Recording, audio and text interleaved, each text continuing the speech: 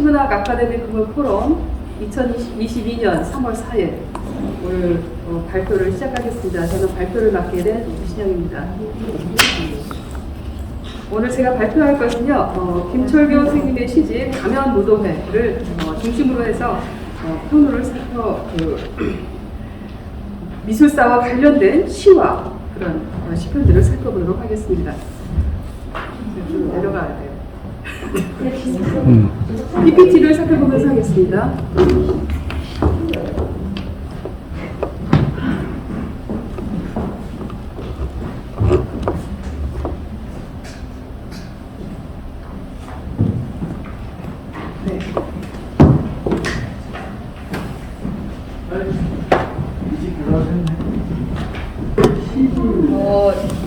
선생님께서 이번에 제8시집을 내신 그 8시집에는요, 그림과 시를 융합해서 그림을 먼저 보시고 그리고 이제 시를 많이 쓰셨습니다. 그래서 그림을 중심으로 해서 제가 PPT를 작성했고요.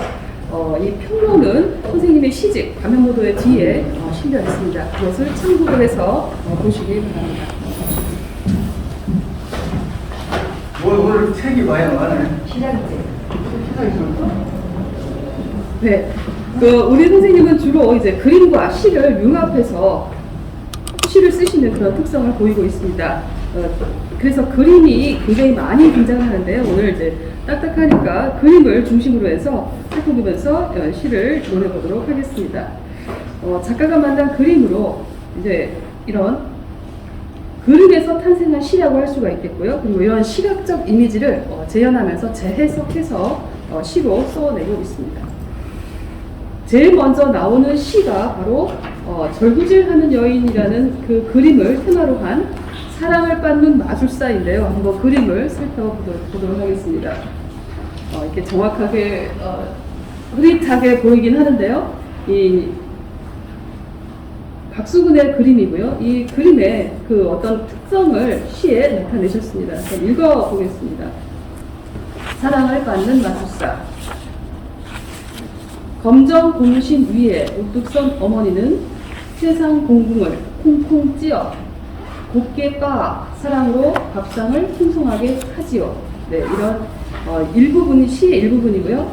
그림의 내용을 바탕으로 해서 이렇게 나타내었습니다. 그 1950년대의 우리 사회의 문화, 실상 이런 것들이 드러났다고 볼 수가 있겠습니다. 여기에서 이 검정 고무신이 등장을 하고 어머니의 아기를 업은 어머니의 모습이 있고요. 그리고 어머니가 이렇게 찢는 것은 세상의 곤궁이다라고 표현을 하고 있습니다. 이렇게 곤궁을 빻아서 곱게 빻아서 사랑으로 밥상을 풍성하게 한다는 그런 내용이고요. 이것을 사랑을 받는 마술사라고 표현하셨습니다. 재미있게 읽었었습니다. 두 번째 그림은 선생님께서 설명이 좀 필요하실 것 같은데요. 한번 설명을 좀 해주셨으면 좋겠습니다. 마크 로스코의 그림들인데요. 저는 상당히 이해하기가 좀 어려웠거든요. 저 로스코는 그러니까 꼭 아이들이 그림을 그리는 것처럼 몇 가지 색을 옆으로 이렇게 그렸죠. 가운데도 그렇고 좌우에 있는 것도 보면 몇 가지 색을 그냥 이 캔버스에다가 쭉 그었는데 그 그림을 보면 이상하게 뭐랄까 빨려 들어가는 그런 뭐가 있었어요. 지난번에 저는 이제 외국 미술관에 가서 이게 아마 뉴욕에 있는 미술관이었을 것 같아요. 거기에서 봤는데 우리나라에서 이 로스코의 그 기획전을 했었어요. 그래서 로스코의 그림이 많이 한가람 미술관에서 전시가 됐었는데 그때 이제 또 거기에 뭐가 있었느냐면 명상방이 있었어요. 그러니까 그림 앞에 떨어져서 이렇게 앉아가지고 가만히 앉아서 명상에 잠기는 그런 시간도 있었고 그런데 하여튼 저 그림이 단순하면서도 우리 뭐랄까 마음을 차분히 가라앉히는 그래서 우리 그 세상 모든 것으로부터 떠나서 뭐랄까 어떤 영상의 세계에 잠기는 그러한 특성이 있어요. 저 그림이. 그게 참 많은 사람들의 감명을 주고 그랬는데 이 그림 자체만 단순히 보면 아무것도 아니잖아요, 그죠? 캔버스에 그냥 뭐 몇 가지 색을 딱 그렸는데 그런 어떤 마력이 있다 그런 그림입니다. 저게 뭐 로스코 그림이 대부분 다 저렇습니다. 네.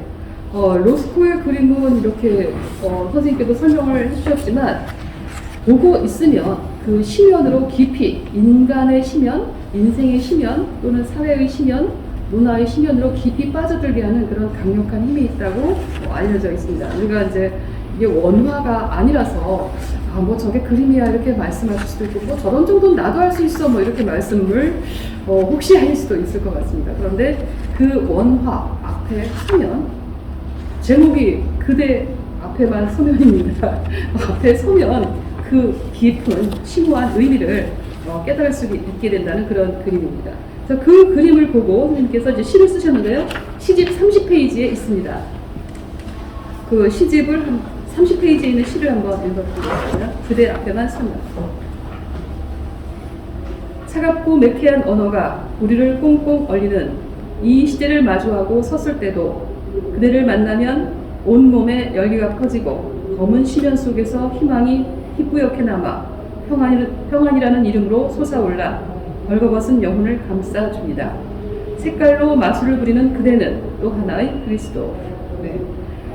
이 로스코의 그림을 색깔로 마술을 부리는 그대는 또 하나의 그리스도라고 우리를 어떤 길로 인도하는 선구적인 어떤 모습이다라고 이렇게 표현을 해주셨습니다. 이것도 마크 로스코의 대표적인 그림이라서 제가 이거를 한번 실어봤고요. 이 그림이 그렇게 유명합니다. 굉장히 유명해서 실어봤습니다. 이것도 한번 설명을 해주셔야 될 것 같아요. 네, 설명 부탁드립니다. 저 그림은 헤이그에서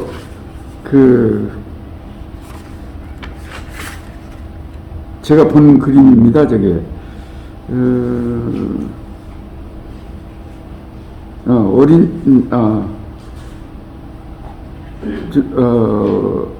저 메트로폴리탄 그 미술관, 그러니까 뉴욕에 있는 메트로폴리탄 미술관에 있는 어린 소녀의 추상입니다. 저게 그런데 이 그 페르메이르의 그림은 이제 유명한 게 뭐가 있느냐면 귀걸이를 한 소녀가 있죠. 귀걸이를 한 소녀가 아주 유명한 그 그림입니다. 근데 그 그림과 비슷한 이 그림이 이게 이제 어린 소녀의 조상인데, 귀걸이를 한 그 소녀는 제가 어디야? 마우리치 왕립미술관, 거기까지 직접 가가지고 헤이그에 있죠. 헤이그에서 저 그림 하나 보려고 거기까지 간 적이 있었습니다. 근데 뭔가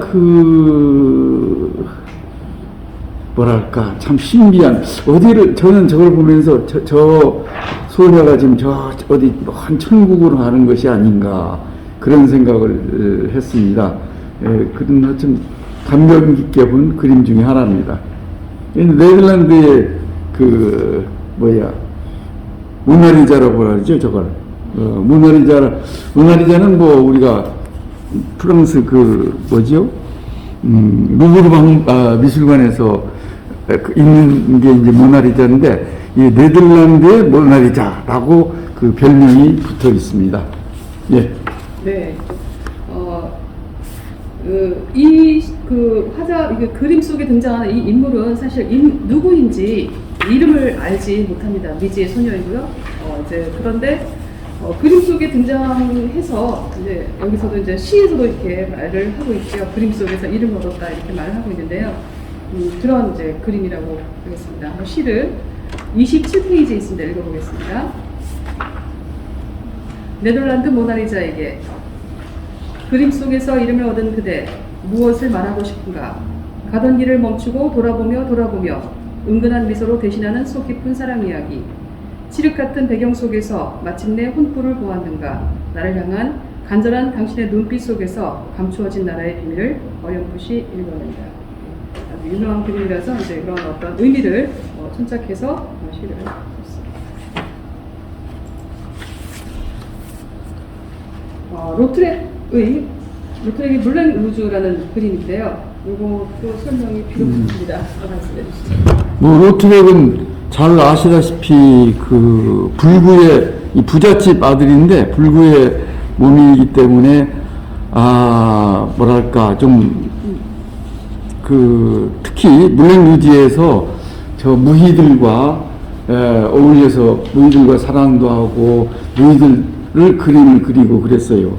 근데 이제 이 그림은 지금 현재 그 필라델피아 미술관에서 제가 갔을 때 거기서 본 겁니다. 실질적으로. 근데 뭐랄까 이 춤을 보면은 우리가 그러니까 로트렉의 그 삶을 우리 그 일반 도덕적인 그 눈으로 보면 정말 뭐랄까 아주 불량하다 그럴까? 그런데 그렇지만서도 그런 삶을 살면서도 저 그림을 보면은 뭐랄까 꼭 욕만 할 수 없는 어떤 의미에서 뭐랄까 고고한 책 속에서보다도 저는 그림 속에서 우리가 더 기쁨을 얻을 수 있지 않나 그렇게 생각을 합니다. 로트렉의 그림은 참 그 사람은 참 뭐랄까 매우 그러니까 사실상 불행한 건 아니죠. 비록 그 불구로 태어났지만 마음 놓고 뭐 술 마시고 그림 그리고 춤추고 그렇게 하면서 전 세월을 살다가 죽은 사람입니다. 그런데 어떤 의미에서 그것도 괜찮은 삶이 아닐까, 거룩하게 사는 것보다 뭐 그런 것을 잠깐 생각해 봤습니다. 네. 이제 제가 로트렉을 이렇게 검색을 해보니까 그 그림이 굉장히 뭐라 그럴까요? 야한 그림도 되게 많더라고요. 정말 선생님 말씀대로 불량한 그림도 되게 많더라고요. 네. 그런 와중에 이제 이런 이 그림을 보고 시를 쓰셨습니다.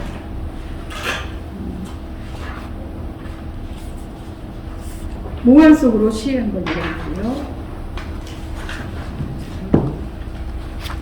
그림에 집중하다가 평론을 놓쳤어요. 여튼 파리에 가면 물랭루즈는 꼭 가보시기 바랍니다. 저도 2번을 갔었는데 여기 가면은 그 저녁 식사하면서 포도주 마시면서 그 춤을 볼 수가 있어요. 아주 참 좋습니다. 저녁 뭐랄까 포도주도 맛있고 식사도 맛있고 이게 300불이든가 뭐 그렇게 상당히 비싼 이게 저녁 만찬 그 춤도 보고 식사도 하고 포도주도 마시고 하는데 300불인가 그렇게 준 것 같아요. 네. 몽환 속으로 읽어드릴게요. 몽환 속으로 물랭루즈에 가면 이게 29페이지에 있습니다. 딱딱한 세상의 명제보다 훈훈한 춤이 있고요. 울타리가 촘촘한 책보다는 모든 것이 열려있는 노래와 웃음이 하루의 텃밭을 기름지게 하지요. 우리의 시간은 햇빛보다 달빛이 그리운 아주 짧은 단편, 길게 산들 무슨 의미가 있나요? 몽환 속에서 잠깐이면 되지 않나요? 네, 이런 몽환 속에서 잠깐이면 되지 않나요? 이렇게 시상을 전개하고 있습니다. 그 다음에 나온 이 마우리치오 카텔란이라는 코미디언이라는 그림인데요. 요건 누군지 잘 아시죠? 이 사람. 32페이지에 시가 있고요. 여튼 행위 미술가라고 할 수가 있죠, 이 사람은. 요즘은 아마 벽에다가 바나나를 하나 스카치 테이프로 딱 붙여놓고 그게 이제 미술이라고. 이게 아마 상당히 비싸게 팔렸을 거예요. 12만 달러에 팔렸어요. 그런데 그 이제 아마 지금 벌써 썩고 없어졌을 겁니다. 사진만 남고. 이 행위예술이라는 것은 보면은 그때 당시 이제 퍼포먼스를 하는 것을 이제 사진이나 이런 그 녹화를 해서 보관하고 실질적으로는 그게 없어지는 경우가 많잖아요. 그죠? 그런 소위 그 행위, 저는 이게 별로, 행위예술을 좋아하지는 않습니다. 뭐 미친놈들 같기도 하고. 그래서 시 내용도 좀 그런 내용입니다. 네, 그래서 제가 좀 이해를 돕기 위해서 동영상 하나를 준비해봤습니다. 이 마우리치오 카텔란의 그 그림을 이용해서 만든 그림을 이제 주제로 만든 동영상인데요. 만든 조각에 운석을 떨어뜨렸으며 아이들의 목에 밧줄을 묶어 나무에 매달았고 나치가 침공했던 폴란드 바르샤바에 아이처럼 작아진 이거는 이제 소녀처럼 뒤에서 보면 소녀처럼 생겼는데요. 사실은 히틀러인 거죠. 사죄하는 조각을 훔쳐내기도 했습니다. 미국하지 못한 가정에 태어나 미대에 진학하기는커녕 28살까지 전시회도 제대로 가본 적 없던 그는 시체를 영화의 일이나 간호조무사, 정원사에 같이 다양한 직업을 경험하면서 살았다고 합니다. 그러다 가구 디자인 업계에도 발을 들이게 되었고 미술을 하는 것이 좀 더 나은 대접을 받겠구나 하는 생각에 미술을 시작하게 되었다고 합니다. 그렇게 미술계에 입성한 그는 논란이 될 만한 작업만을 골라서 진행한 탓에 미술계의 코미디언 혹은 광대라 불리곤 했습니다. 하지만 마우리치오 카텔레는 어느새 신개념 미술의 대표주자라는 영광스러운 칭호를 달고 가장 인기 있는 현대 미술가 중 한 명이 되어 있었습니다. 그런 그가 이 바나나에 붙인 이름이 그림이었습니다. 그렇다면 신개념 미술가로 불리는 그가 바나나를 통해 제시한 개념이란 무엇일까요? 아무런 방부제 처리도 하지 않은 바나나는 1억이 넘는 가격이 부서질 정도로 며칠 지나지 않아 썩어버리고 말 것입니다. 배고픈 예술가가 걸어 들어와 바나나를 먹어버려도 다른 바나나를 다시 달면 그만입니다. 그런데도 이 바나나에 1억 4천만 원의 가치가 있을까요? 사실은 개념미술가인 그가 판매한 건 바나나가 아니라 작품의 개념을 담은 인증서라고 합니다. 인증서에는 바나나를 어떤 식으로 붙여야 하는지에 대한 설명과 인증서를 소유한 사람 혹은 단체가 바나나를 붙여야 카텔렌의 작품으로 인정한다는 내용이 포함되어 있습니다. 인증서에 적힌 내용은 누구나 따라할 수 있을 만큼 쉬운 과정이지만 그가 증서를 단 3개만 만들었기 때문에 인증된 코미디언은 전 세계에서 3군데밖에 존재할 수 없다고 합니다. 바나나에 얽힌 이야기를 전해듣고 자극을 받은 사람들은 테이프로 바나나를 비롯한 다양한 사물들을 벽에 붙이기도 하고 테이프와 바나나를 그려 SNS에 올리는 등 누가 시키지도 않은 일을 하기 시작했습니다. 결국 그는 누구나 따라할 수 있는 바나나를 통해 뭐가 진짜 예술작품인지 헷갈리게 하는 아이러니한 상황을 연출한 것인데요. 비록 바나나는 썩어 없어지지만 그가 제시한 바나나를 벽에 붙인다 이 개념은 사람들이 흉내내는 밈으로 전파되고 미술사적 사건으로 인류의 문화사에 남아있게 되었습니다. 그렇다면 코미디언이라는 작품의 제목은 무엇을 의미하는 것일까요? 사람들이 자신을 따라서 바나나를 벽에 붙이는 조금은 웃긴 현상, 그리고 이렇게 말장난 같은 작품들이 넘쳐나고 그 말장난이 1억이 넘는 가격에 거래되는 아이러니한 현대미술 시장 자체를 두고 웃기지 않냐고 말하고 있는 건 아닐까요? 또한 코미디언은 자신을 코미디언으로 불렀던 미술계를 뒤로하고 2011년에 돌연 은퇴를 선언했던 그가 은퇴를 번복하고 돌아와서도 코미디 같은 현대 미술계에 몸담고 있는 카텔란 본인에 대한 자주 섞인 자화상이었을지도 모르겠습니다. 네. 얘한테 현대 예술은 아이디어, 누가 먼저 아이디어를 냈느냐 그런 게 히트를 치는 경향이 있는 것 같아요. 그러니까 저런 상상은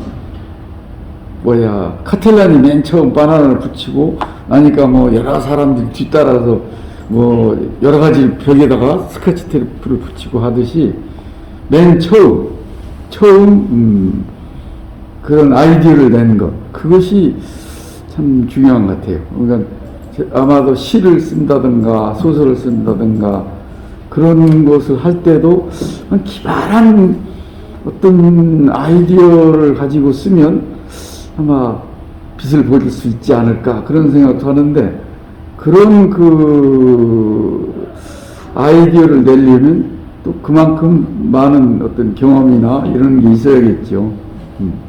네. 네, 우리 예술 시창작을 하는데도 많은 도움이 되는 이야기 같습니다. 다음이 오키프의 아이리스 그림인데요. 이제 이 그림은 논란이 되게 많았던 그림 중에 하나입니다. 베이징이면요. 이게 그 아이리스가 저기잖아요. 붓꽃, 그 꽃이죠, 꽃. 붓꽃, 우리나라에 있는 붓꽃인가 그래. 그 꽃을 보면은 특히 붉은색 보면은 저기 오른쪽에 있는 그림이 이제 그 붉은색 그 소위 아이리스 꽃인데 꽃을 어떻게 좀 저 그림을 보면 좀 야한 생각도 들죠. 그죠? 여성의 말할 수 없는 하여튼, 그게 그래서 많이 논란이 됐었어요. 오키프가 이런 그림들을 참 많이 그렸어요. 많이 그렸는데, 글쎄, 그런 상상을 하더라도, 하여튼 뭔가, 저 작가가 얘기하고 싶은 것, 어떤 여성의 고귀한 사명? 혹은 그런 것을 느낄 수가 있지 않는가. 이게 보는 사람마다 다르겠죠. 네. 저같이 좀 야한 사람은 좀 야하게 생각할 거고, 또, 고귀한 사람들은 고귀한 무슨, 저기에서 창조의 신비랄까? 그런 것을 느낄 수도 있을 거고, 보는 사람, 관객에 따라서 해석을 달리할 수가 있지만, 여튼, 오키프는 저는 그림들을 많이 그렸습니다. 네. 21페이지에 작품이 있고요. 여인의 의미로운 꽃이라고 해서 오키프의 그림을 가지고 이제 썼고요. 이 오키프 검은 아이리스라는 세 번째 그림은 옆에 오른쪽에 있는 그림입니다. 오른쪽에 있는 그림인데 하얀 아이리스가 너무 예뻐서 저는 가져왔습니다. 하여튼 이연부터 한번 제가 읽어드릴게요. 아이리스 꽃잎과 꽃술, 흑청색과 분홍색의 놀라운 조화. 신은 여인의 몸에 우주를 응축하여 조각하였네. 어떤 철학과 종교가 이 검붉은 꽃을 피어나게 할 수 있으리. 예술가만이 창조주의 세계까지 유영하여 사랑의 환희를 찾아내서는 글과 그림과 음악으로 향기로운 세상을 만들 수 있네. 이렇게 표현을 해놓으셨습니다. 시에서 보이는 어떤 모습을 시적 언어의 의미로 재해석해서 다음에 이제 나온 그림은요, 손안에 받쳐든 금강산이라는 작품이고요. 31페이지에 있습니다. 손안에 받쳐든 금강산, 경제 동선의 그 금강산 전도를 이렇게 가지고 시를 하셨는데요. 그림을 보니까 그림 자체는 금강산의 어떤 그 모습을 축약적으로 축조해서 그려놓은 게 아닌가, 대단히 역동적이다 이런 생각을 해봤습니다. 또 한번 말씀해 주시죠. 경제는 금강산을 많이 그렸죠. 그리고 저건 이제 시점이 저 위에서 이렇게 전체를 내려다보는 그런 그림인데, 사실은 우리가 어디 올라가서 저렇게 다 볼 수 있는 건 아니잖아요. 그죠? 근데 하여튼, 경제의 어떤 상상 속에서, 저 정도가 시야에 들어오려면 아마 비행기를 타야 하지 않을까? 그런 생각도 들어요. 그러나, 나름대로, 자기가 일부를 봤겠지만은, 현장에 가서 또 그림을 그리지만은 저렇게 멋있게 그려 놓았습니다. 이게 이제 삼성미술관에서 제가 본 그림인데요. 하여튼 이 유명한 금강산 전도 유명한 그림이죠, 저게. 네. 하여튼 대단합니다. 일반이 처음 보면 이렇게 하나의 화폭에 이렇게 추격적으로 다 담을 수 있었던 이런 상상력도 비행기도 없는 시대에 대단하다는 생각이 들고요. 시 한번 읽어드리겠습니다. 손안에 받쳐든 금강산. 죽순처럼 도열하여 하며 춤을 춘다. 아무리 기기묘묘한 금강산도 화가의 눈앞에서는 다소곳이 순진해진다. 화가의 붓질이 골짜기마다 바람을 일으키며 세미한 가락들이 화폭에서 쏟아져 나와 온 세상을 향기로 가득 채워 방부 처리하고 있다. 그림 속으로 눈을 감고 한 발짝 한 발짝 걸어 들어가면 고향에 이를 수 있으려나. 네. 금강산의 모습을 이상적인 어떤 세계로 휘도셨어요.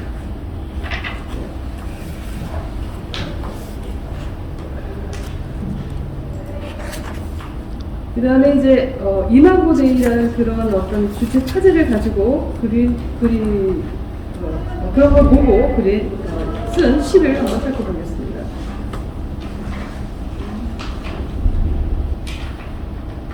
이제 제가 해석하기로는 이 이마고 데이가 다 이렇게 어떤 너무 남성적 어떤 그 상상이 있어서 제가 조금 이 그림을 일부러 가지고 왔고요. 하나님의 얼굴이라는 작품인데요.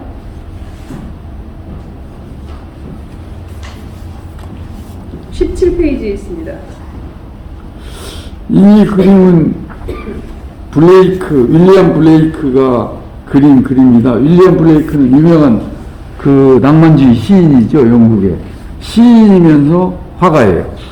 그래서 영국의 내셔널 뮤지엄인가 거기 가면은 완전히 블레이크 방이 3층에 따로 있어요. 그래서 그 시와 그림들이 그 전시가 되어 있는데, 이마고 데이라는 것은 우리가 하나님께서 인간을 맨 처음 창조했을 때, 말하자면 아담과 이브를 창조했을 때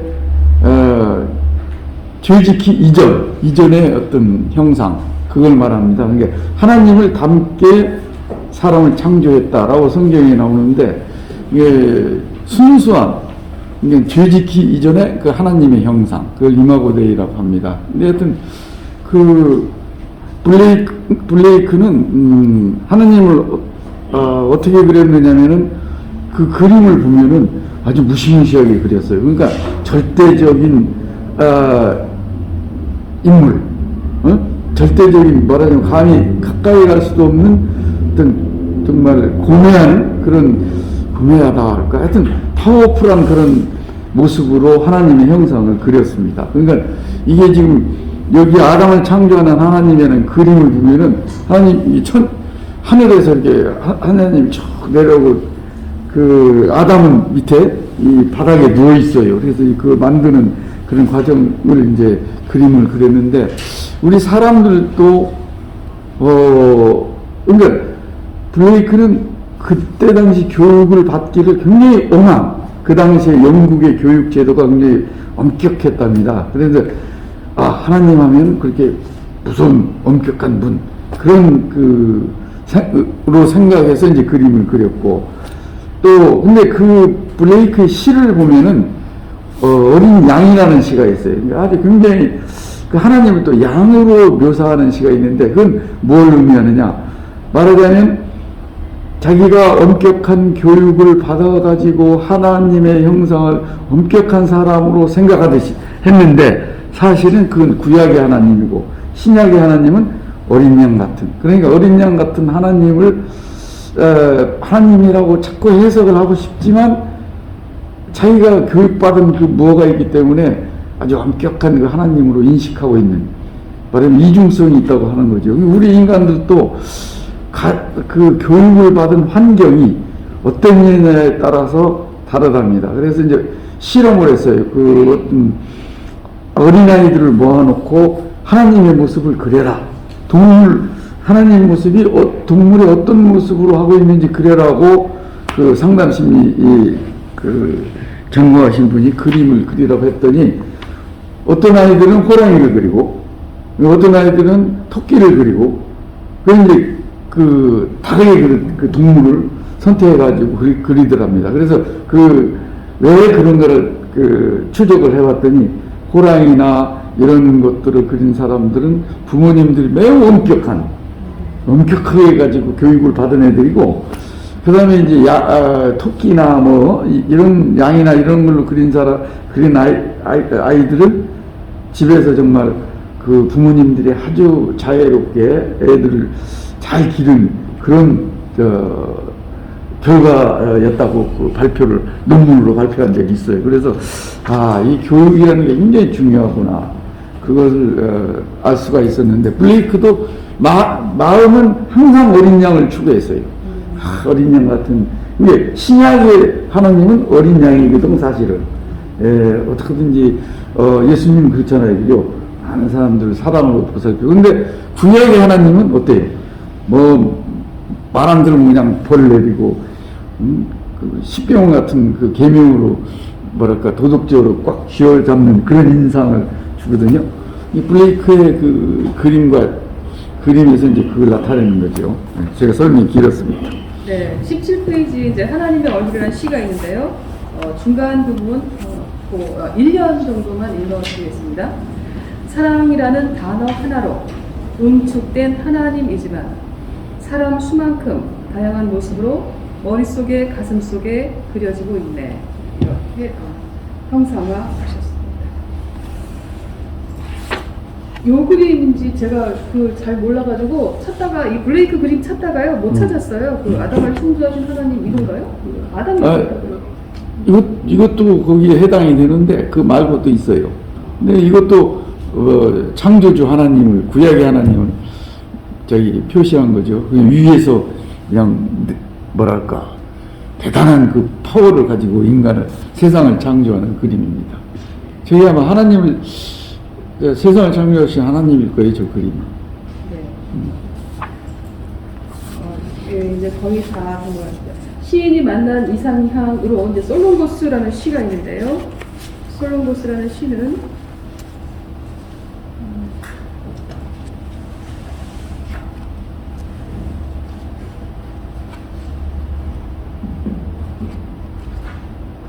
(84페이지에) 있습니다.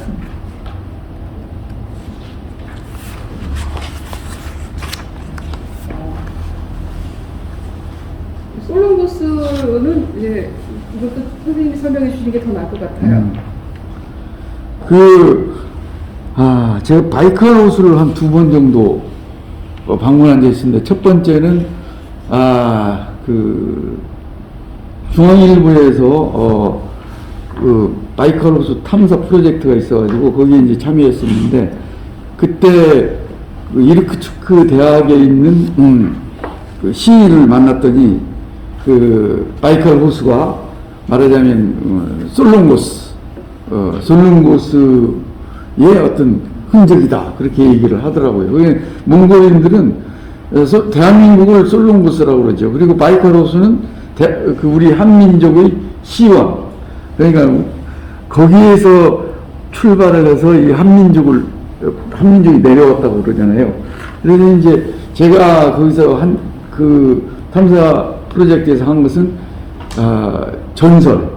전설을 조사해가지고 그걸 발표하는 거였는데 아니면 바이칼호수 주변에 있는 그 전설들이 전부 다 보면은 우리나라 전설들 상당히 많이 닮았어요.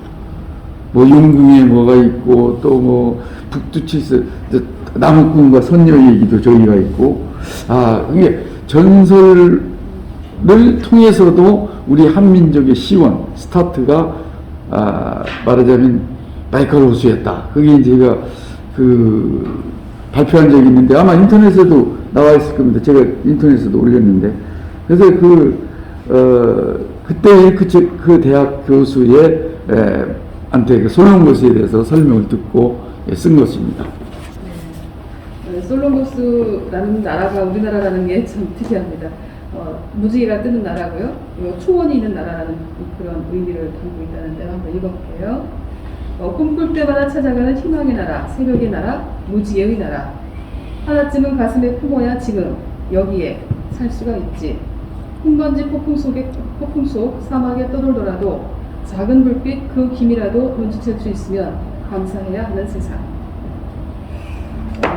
제 PPT는 여기서 끝나고요. 110페이지를 한번 같이 보시겠어요? 이 책의 110페이지 사랑을 받는 마술사 부분만 제가 읽어보겠습니다. 사랑을 받는 마술사 박수근의 그림인 절구질하는 여인에서 모티브를 얻은 시에 등장하는 여인은 마술사다. 시인은 사랑을 받는 마술사로 절구질의 의미를 극대화하고 승화시키면서 그림의 의미를 부여한다. 곤궁은 자신의 곤궁을 넘어서서 세상의 곤궁으로 확대되어 그 곤궁을 지극정성의 사랑으로 받는 마술사의 형상이 나타난다. 이로 인하여 풍요가 찾아와 서글픈 곤궁은 사라질 것이다. 시 지나가고요. 인상주의적인 기법을 활용하여 그림에서 모티브를 얻은 이 시는 절구질하는 마술사의 모습이 인상적으로 드러난다. 우리네 마술사는 대한민국이 가장 공부하던 시기에 그 가난을 쿵쿵 찌어 곱게 빻는 사람이다. 마술사는 아이를 업은 채 절구지를 쉬지 않는다. 이는 성자의 수행보다 아름답다. 수천 년 이어온 인고의 행동은 모성이라 폄하하기보다 깊은 수행과 성찰에 의한 고행의 의미로 기억되어야 한다. 그는 검정 고무신을 신고 있는 전형적인 대한민국과 세계의 신선한 어머니를 대표할 뿐만 아니라 헌신과 희생을 마다하지 않는 자유로운 어머니상을 유감없이 보여주고 있다. 한 손으로는 절구를 잡고 한 손으로는 절구 공이를 들고 등에는 아이를 업고 있는 여인은 머리 모양이 쪼글진 것으로 보아 전쟁의 상처가 가시지 않은 1950년대의 여인을 대표한다. 옷은 하얀 저고리를 입고 포대기로 단단히 아이를 업었다. 한간에서 이 여인을 박수근의 아내라고 한 바 있다. 박수근을 위해 헌신하며 고생하는 아내를 향한 따뜻한 시선을 그리는 그림이라는 것이다.